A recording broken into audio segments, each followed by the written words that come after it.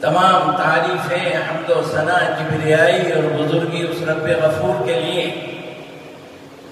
جو ساری کائنات کا مالک ہے، روز جزا و سزا کا بھی مالک ہے۔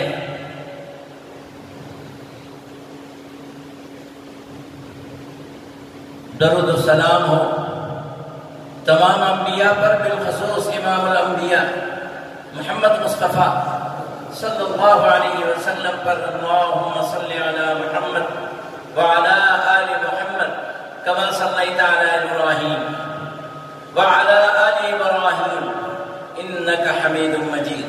اللہم بارک علی محمد وعلی آل محمد کما بارکت علی ابراہیم وعلی آل ابراہیم انک حمید مجید۔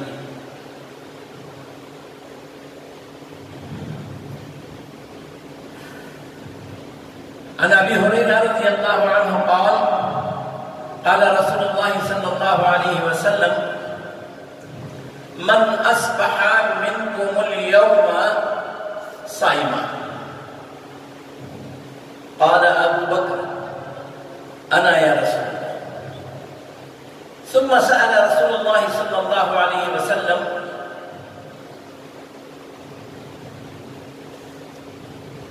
من أطعم منكم اليوم قال أبو بكر أنا يا رسول الله، ثم سأل رسول الله صلى الله عليه وسلم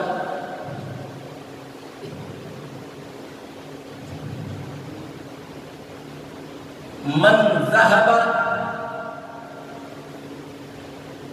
قبل الجنازة قال أبو بكر أنا يا رسول الله صلی اللہ علیہ وسلم،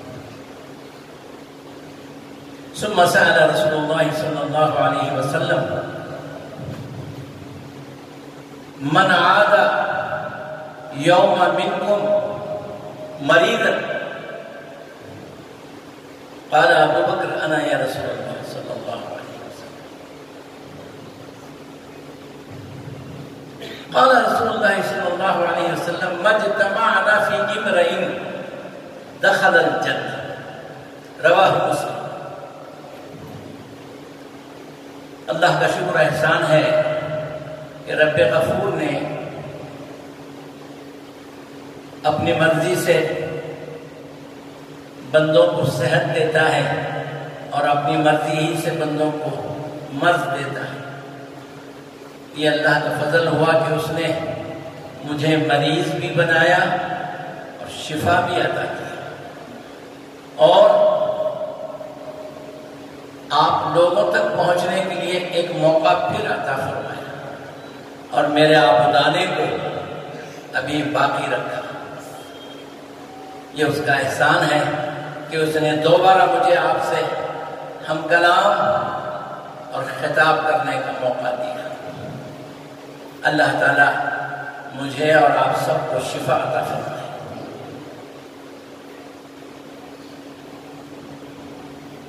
مسلم شریف کی ابو ہریرہ رضی اللہ عنہ کی جو روایت میں آپ کو سنایا، اللہ کے رسول صلی اللہ علیہ وسلم صحابہ کے درمیان آئے اور پوچھا آپ میں سے وہ کون ہے جو آج روزہ رکھا ہے؟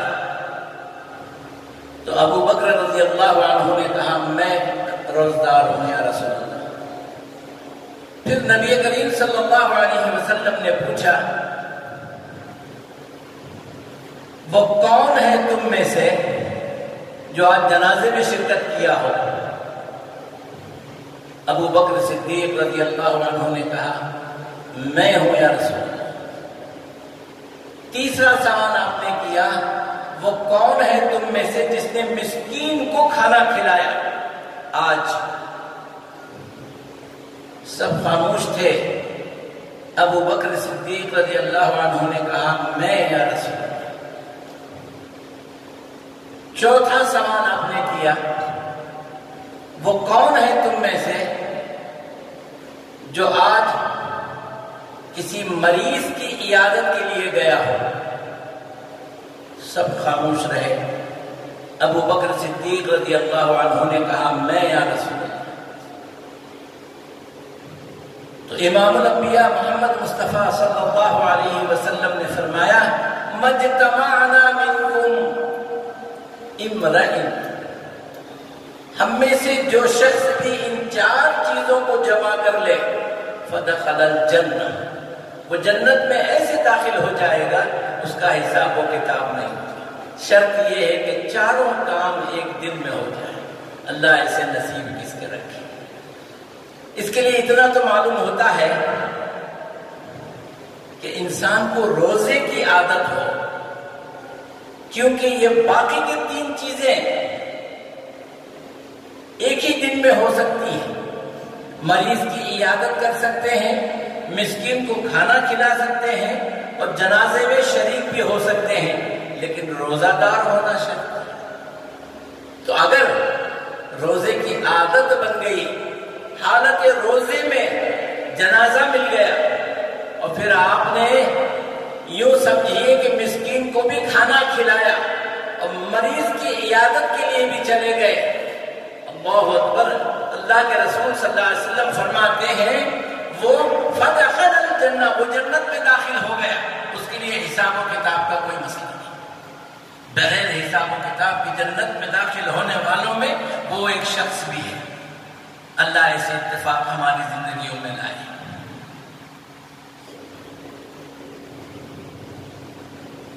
اس سے سب سے پہلے میں آپ کو یہ بتا دوں اسلام کا مزاج کیا ہے۔ اسلام کا جو مزاج، اسلام کی جو فطرت ہے وہ ہے اسوہ حسنہ، اچھے اخلاق، اور حقوق العباد۔ سب سے پہلے اللہ کے رسول نے کیا پوچھا؟ من اصبح منکم اليوم صائما، وہ کون ہے تم میں سے جو روزہ دار ہے؟ یہ حقوق اللہ ہے۔ ایک بندہ دنیا میں آتا ہے، بچپنا ختم ہو کر سن بلوغ کو پہنچتا ہے، اب اس کے ساتھ 2 تعلق جڑ جاتے ہیں، وہ چاہے یا نہ چاہے۔ بندہ چاہے یا نہ چاہے 2 رشتے تو اس کے ساتھ فطری طور پر جڑ جاتے ہیں۔ ایک رشتہ ہے حقوق اللہ، اللہ کا حق اس کو ادا کسی حال میں کرنا ہے، اس لیے کہ اللہ کا بندہ ہے، بندگی کرنا ہے اس کو۔ اللہ کا بندہ ہے تو بندگی کرنا ہے۔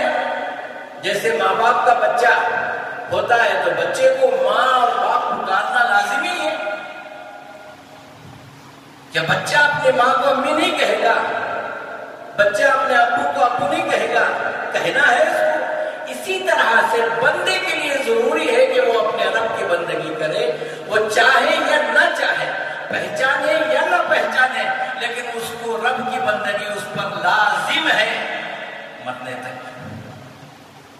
یہ ہے حقوق اللہ، اللہ کا حق بندوں پر، بندوں کا حق اللہ پر، یہ رشتہ اس سے قائم ہو گیا۔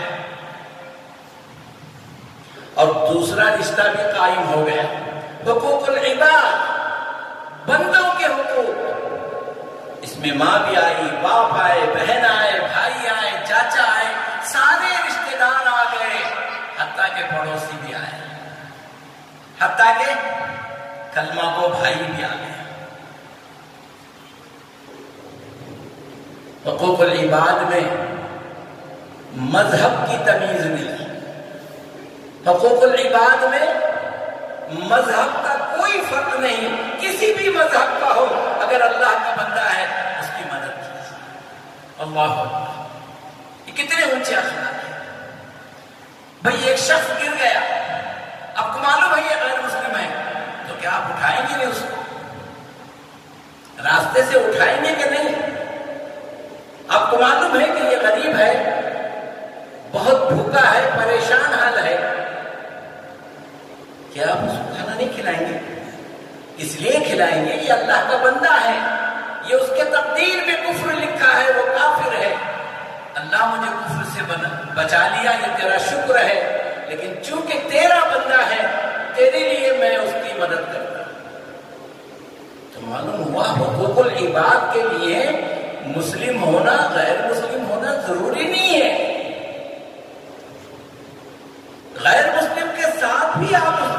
کرنا چاہیے۔ نبی کریم صلی اللہ علیہ وسلم کے زمانے میں ایک قافلہ آیا، یہودی تھے، انہوں نے رکنا چاہا، رکے، اور نبی کریم سے انہوں نے پوچھا کہ ہمیں نماز پڑھنی ہے۔ اللہ کے رسول صلی اللہ علیہ وسلم نے فرمایا یہ ہے مسجد، پڑھ لیجیے۔ مسجد نبوی میں آپ نے اجازت دی۔ بعض صحابہ نے آ کر کے کہا یا رسول اللہ یہودیوں کو آپ نے جگہ دیا مسجد نبوی میں؟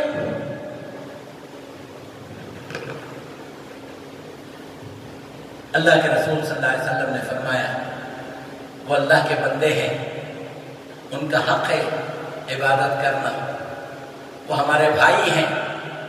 یہ اور بات ہے کہ انہوں نے میری رسالت کو اپنایا نہیں۔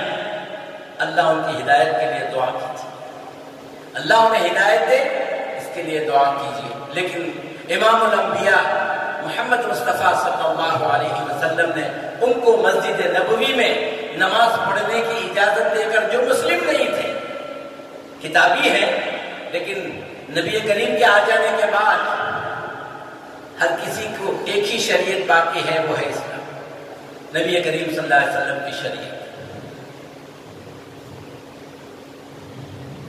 اللہ کے رسول صلی اللہ علیہ وسلم نے فرمایا اگر عیسیٰ بھی آئیں گے تو میری ہی شریعت کی اتباع کریں گے، اپنے کوئی الگ شریعت نہیں بنائیں گے۔ تو معلوم ہوا ہمارے ساتھ، ہر انسان کے ساتھ، امیر غریب گورا کالا دیہاتی شہری جو بھی ہے، پڑھا لکھا ان پڑھ، دو رشتے تو اس کے ساتھ جڑے ہوئے ہیں۔ ایک رشتہ رب کے ساتھ، ایک رشتہ بندوں کے ساتھ، وہ حقوق اللہ ہے، یہ حقوق العباد ہے۔ تو اللہ کے رسول نے سب سے پہلے جو ابو بکر کو سوال کیا، من اصبح منکم اليوم صائما، آج کے دن تم میں سے وہ کون ہے جو روزہ رکھا ہے؟ اور روزہ رکھنا اللہ کا حق ہے، اللہ کی عبادت ہے، حقوق اللہ پہلے، اس کے بعد جو تین سوال کیے یہ حقوق العباد میں سے۔ دوسرا سوال کیا تھا؟ من تبع منکم اليوم جنازہ، من تبع، تم میں سے وہ کون ہے جو آج جنازے کے پیچھے گیا؟ اللہ کے رسول صلی اللہ علیہ وسلم نے فرمایا جو صرف جنازے میں شرکت کیا اس کو یہ قیرات کا ثواب، اور جو کوئی تدفین تک، دفن کرنے تک شریک رہا اس کو 2 قیرات کا ثواب۔ صحابہ نے پوچھا ایک دیہاتی میں یا رسول اللہ یہ قیرات کیا ہے؟ ثواب تو سمجھ میں آ رہا ہے۔ کہا کہ ایک پہاڑ ہے سمجھ لو، اس کے برابر تم کو اجر ملے گا، 2 قیرات 2 پہاڑوں کے برابر تم کو اجر ملے گا۔ اس لیے کہ پوچھنے والا دیہاتی تھا، اس کے حساب سے آپ نے مثال دے کے اس کو سمجھا۔ یہاں مجھے کچھ رک کے بولنا پڑتا ہے، ہمارا مزاج ایسا بنا ہے، اگر غریب بیمار ہوتا ہے تو ہم اس کی تیمارداری نہیں کرتے، امیر بیمار ہوتا ہے یا کوئی سیاسی آدمی بیمار ہوتا ہے تو لوگوں کی لائن لگ جاتی ہے، اور اللہ تعالیٰ کے ہاں اس کی کوئی اہمیت نہیں۔ اللہ تعالیٰ کے ہاں سارے بندے برابر ہیں، اور سارے بندوں کا ایک ہی رب ہے، اس کی محبت سب کے لیے برابر ہے۔ کھیت میں اگنے والا دانا کوئی مسلم کے لیے کوئی کافر کے لیے نہیں پیدا کرتا اللہ، کوئی بھی کھا لے، سب کے لیے اللہ تعالیٰ ایک دانے سے ہزاروں دانے، ایک بیج سے سینکڑوں پھل اللہ تعالیٰ پیدا کرتا ہے ہر بندے کے لیے، چاہے وہ مومن ہو یا غیر مومن، یا ملحد ہو یا منکر رب ہو۔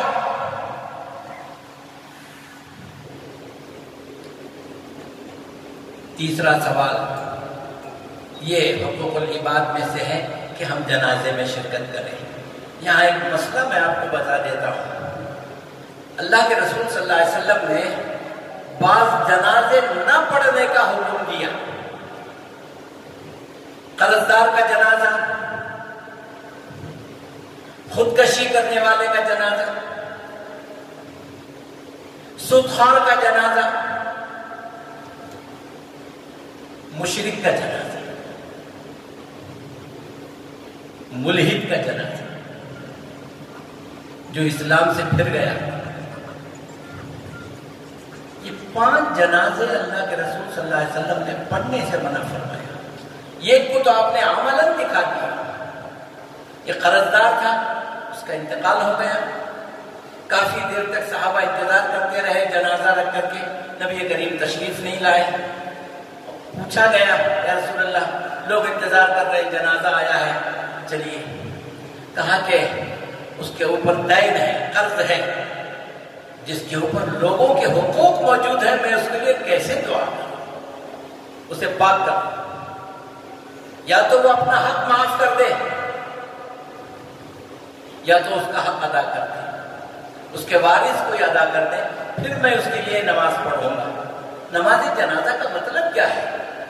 دعائے مرحوم جو انتقال کر گیا ہے اس کے لیے دعا کرنا ہے. نماز مطلب وہ نہیں جو نماز ہم اللہ کے لیے پڑھتے ہیں، صلاۃ، نہ اس میں رکوع ہے، نہ اس میں سجدہ ہے، نہ اس میں تشہد ہے. وہ تو ایک دعا ہے. 4 تکبیریں کہی جاتی ہیں جس میں درود پڑھا جاتا ہے، قرآن پڑھا جاتا ہے، مرحوم کے لیے دعا کی جاتی ہے. اللہ کے رسول نے فرمایا قرضدار کی نماز جنازہ میں نہیں پڑھتا. لیکن آج ہمارے ہاں کوئی تمیز نہیں ہے. دین وہی باقی ہے، احادیث بھی الماریوں میں وہی ہے، قرآن بھی وہی ہے، لیکن عمل الگ ہو گیا ہے. ہمارا مزاج بدل گیا ہے. ہمارا مزاج کیا ہے؟ یہ چل بات دھاگا لگایا ہے، نئی نئی مصیبت. گاؤں میں کیا ہو رہا ہے ہمیں گاؤں والے گاؤں کے ساتھ چلے. گاؤں والے نماز پڑھ رہے کہ نہیں، ہمیں بھی پڑھنے کا. مولانا پڑھا. اگر کوئی عالم بال اتفاق پیٹ سے ڈرے بغیر اللہ سے ڈر کر کہہ دے اللہ کے رسول نے مشرک کی نماز جنازہ پڑھنے سے منع فرمایا، میں نہیں پڑھتا.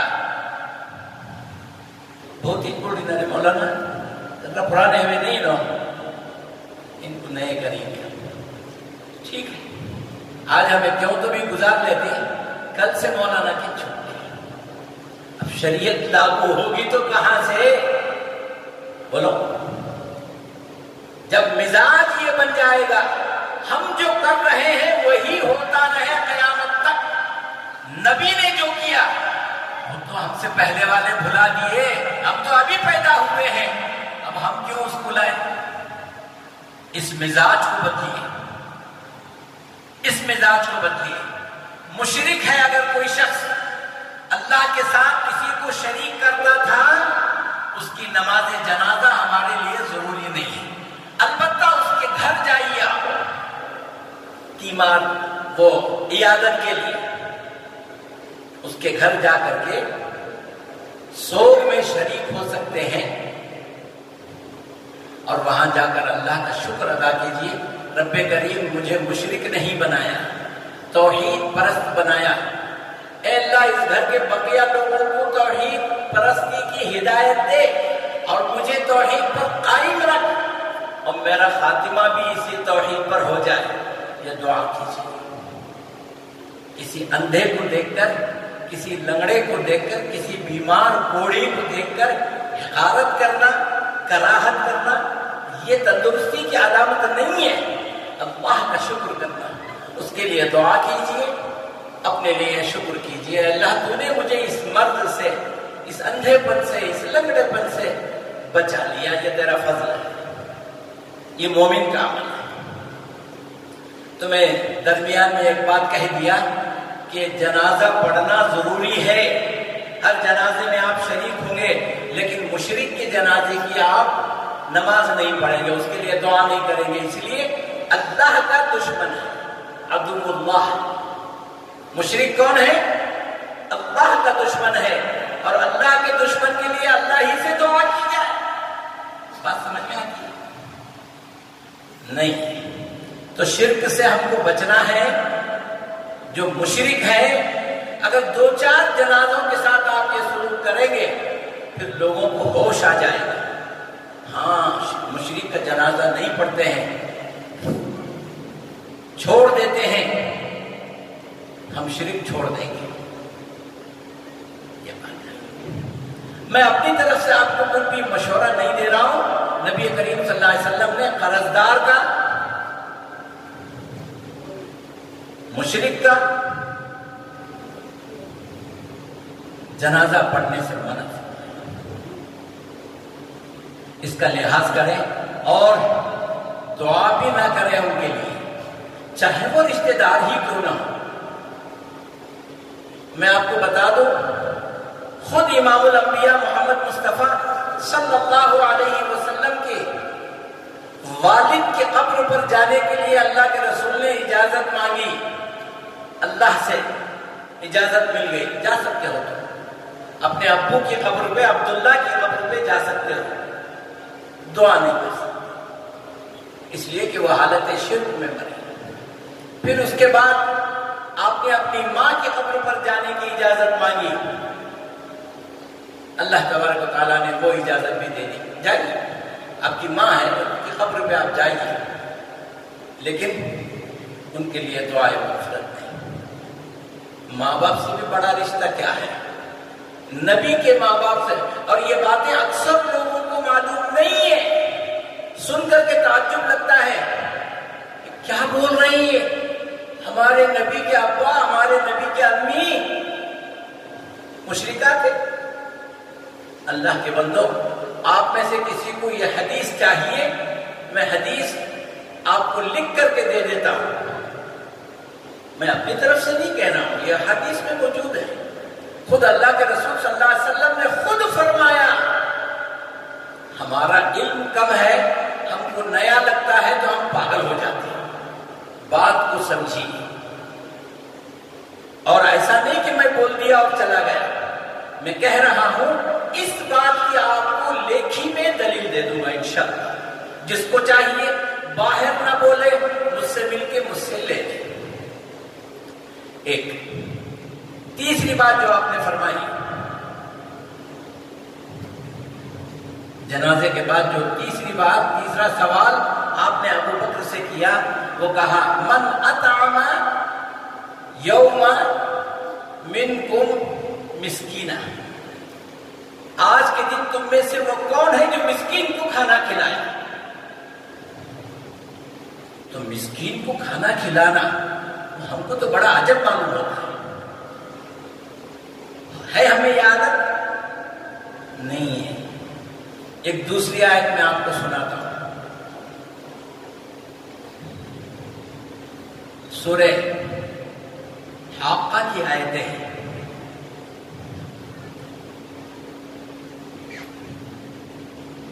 کاش میرا اعمال نامہ لم اوت کتابیہ بشمالی،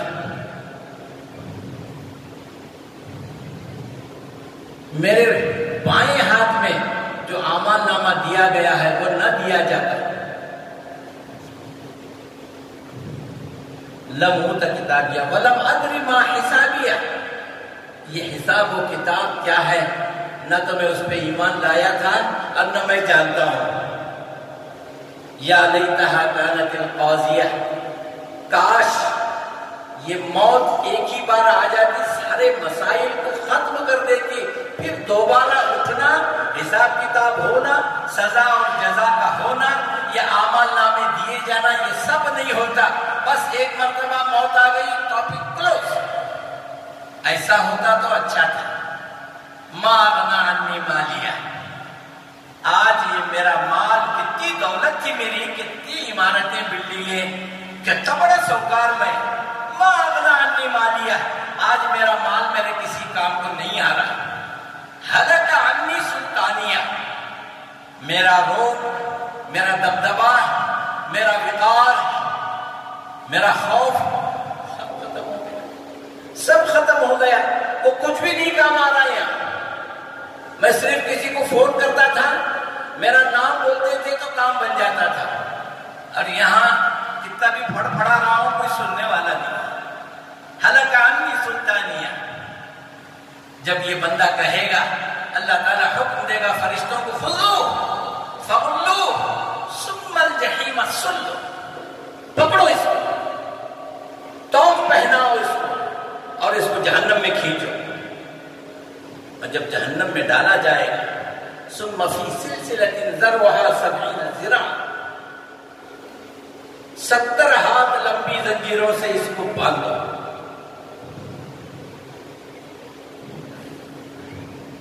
ایسا کیوں ہوا؟ یہ سزا، یہ افسوس، اس کا اللہ تعالیٰ ایسا کیوں ہوا؟ یہ تمنا ایسی کیوں کر رہا ہے؟ اس کو بھی بتا دیا. انہو لا یؤمن باللہ العظیم.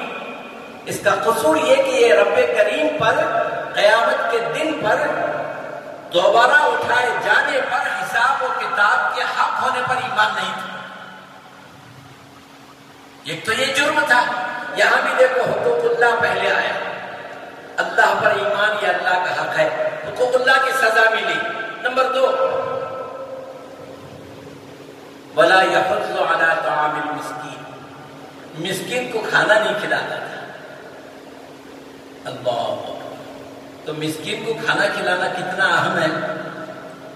کتنی بڑی سزا ملی اس کو. جہنم میں ڈالا گیا. بندہ افسوس کرتا ہے، کاش یہ دن نہ آیا ہوتا، میرا عمل نامہ بائیں ہاتھ میں نہ دیا جاتا، موت مجھے دوبارہ زندہ نہ کرتی، میرا پیسہ، میری دولت میرے کام نہیں آئی، میرا روب اور دبدبا یہ بھی کام نہیں آیا. افسوس ہے. تو اتنا سارا افسوس، یہ 4 باتیں جو گنائے کیوں؟ وَلَا يَحُضُّ عَلَىٰ طَعَامِ الْمِسْكِينِ. اچھا، جہنم میں گئے.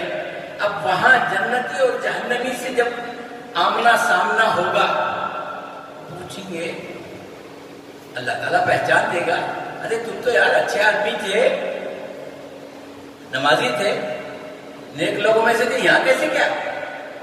ما سلککم فی سقر. قرآن کہتا ہے تم یہاں کیسے پہنچ گئے یار؟ تو وہ 2 جواب دیں گے. ہماری یہاں آنے کی وجہ، دیکھنے میں کپڑے اچھے تھے، ہم اچھے تھے، صورت شکل اچھی تھی، لوگ ہم کو اچھا سمجھتے تھے، لیکن اندر کا بھٹوال کو دوسرا تھا.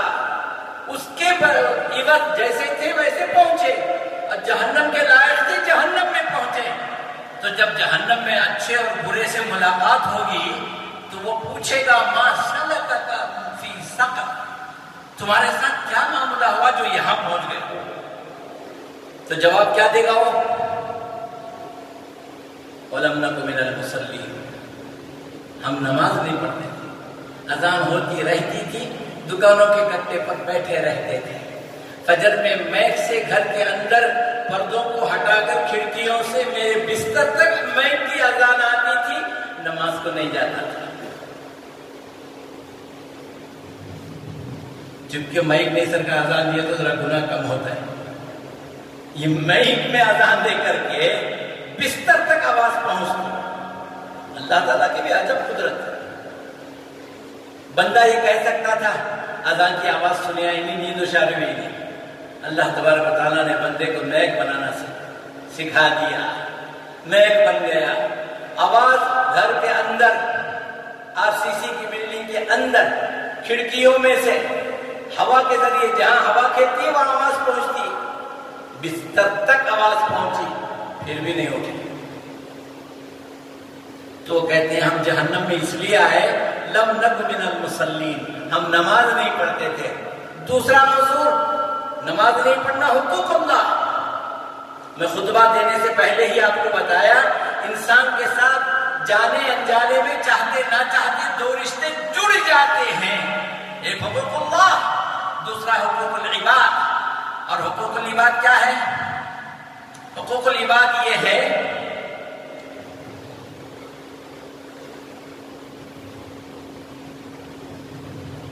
وَلَمْ نَكُ نُطْعِمُ الْمِسْكِينَ. ہم مسکین کو کھانا نہیں کھلاتے تھے. تو اللہ کے بندو، نماز کی عادت ڈالو، نماز پڑھنا شروع کرو. اللہ تعالیٰ صرف ہمارے چہرے پر 7-8 پھنسیاں نکال دینا، پوری ہوا نکل جاتی. چہرے اللہ اچھے رکھا ہے، ہمارے گناہوں کو اللہ چھپا کے رکھا ہے. صبح اٹھتے ہیں تو رزق دیتا ہے. اللہ کے بندو اس کی عبادت کرو، رب کو رب کہنا برا ہے، صبح آ کر کے اسے سجدہ کرو، اس کا شکر ادا کرو۔ آپ کی سانسیں چل رہی تھی، آپ کو پتا نہیں تھا، صبح اللہ تعالیٰ پھر جان ڈال دیا۔ اللہ کے رسول نے نیند کو موت کہا، اللہم بسمک انوم اموت ہوا ہے، مرتا ہوں اور زندہ ہوں، تو روزانہ مارتا ہے مجھے۔ اللہ، اگر کوئی آدمی رات بھر تم کو پنکھا کرتا رہے، صبح کو نیند ہوشیار ہوئی تو کیا اٹھ کے گالے دیتے اسے؟ تیرا بہت بہت شکریہ، ساری رات تو نیند جاگ کر کے مجھے پنکھا کرتا رہا، بہت شکریہ، تیرا احسان کیسے بتاؤں گا؟ بولتے نا؟ تو اللہ تعالیٰ ساری رات آپ کا دل دھڑکاتا رہا، اسے کیا دینا ہے؟ اس کے لیے سجدہ کرو نا صبح اٹھ کر، اور نہیں کرو گے تو اس کا کچھ نہیں بگڑے گا، اس دن وہ ماریں گے، اس دن افسوس کریں گے۔ وَلَمْ نَكُ مِنَ الْمُصَلِّينَ وَلَمْ نَكُ نُطْعِمُ الْمِسْكِينَ، ہم نہ مسکین کو کھانا کھلاتے تھے نہ نماز پڑھتے تھے، اس کے جرم میں دیکھو جہنم میں آ کے پڑے ہیں۔ اللہ بچائے۔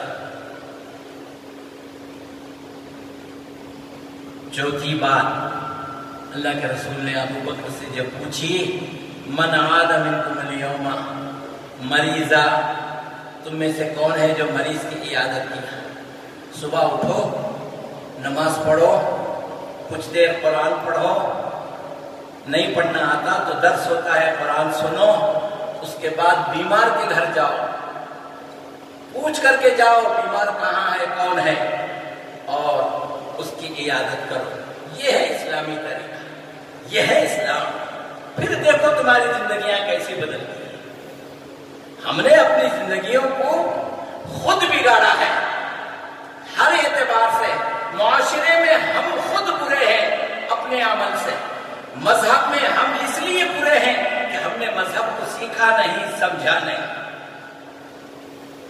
خیر، کہنے کے لیے بہت ساری باتیں ہیں، یہ 4 باتوں والی جو حدیث میں آپ کو سنایا اللہ کے رسول صلی اللہ علیہ وسلم کی، اللہ کے رسول نے فرمایا مجتمعنا،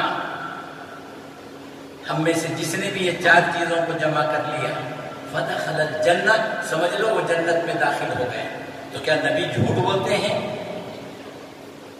جن کی سچ ہونے کی علامت قرآن نے دی ہے۔ اللہ تبارک و تعالیٰ نے فرمایا نبی اپنی طرف سے کچھ نہیں کہتا، میں جو اس پہ وحی کرتا ہوں وہ وہی کہتا ہے۔ تو نبی کے سچ ہونے کی گواہی تو اللہ دے رہا ہے۔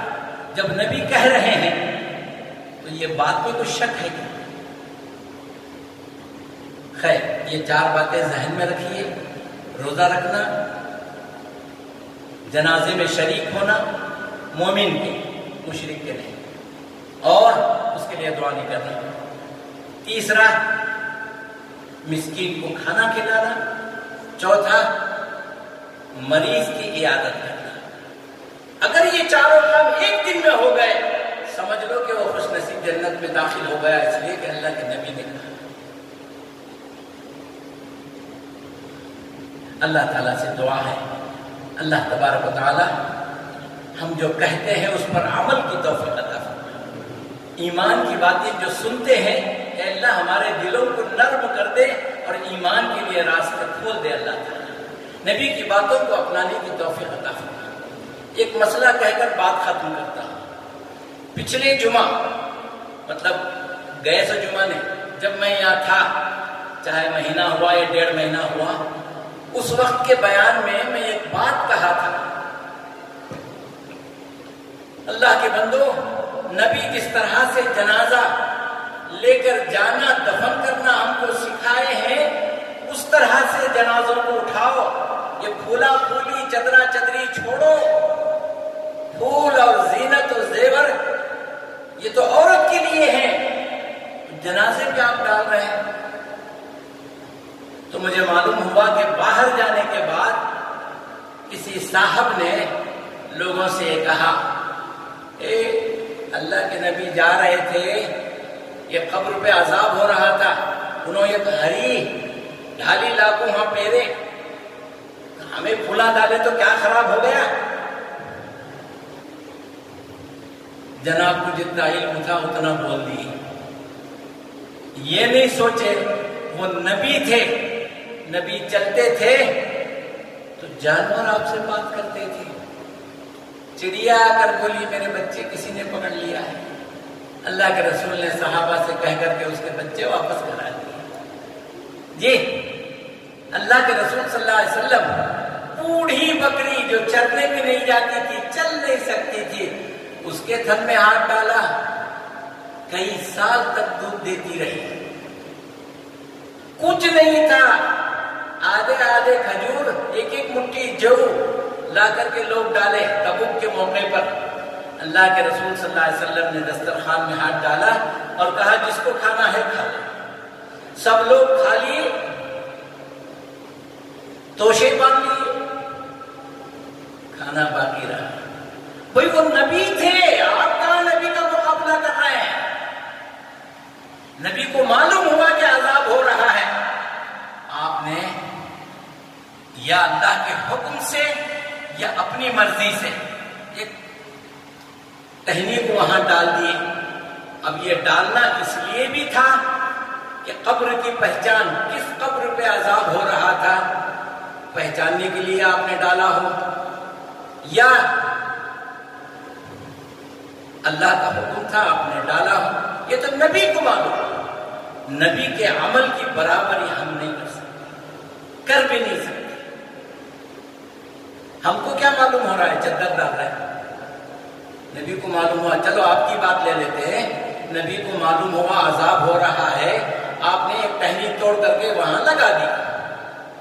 ठीक, अब ये सही हदीस है, मौजू हदीस है, ज़ईफ हदीस है, हसन हदीस है, ये उलमा का काम है, इसको छोड़िए। ये तहकीक एक तरफ रख करके सही समझ करके बात करेंगे, सही हदीस समझ के बात करेंगे।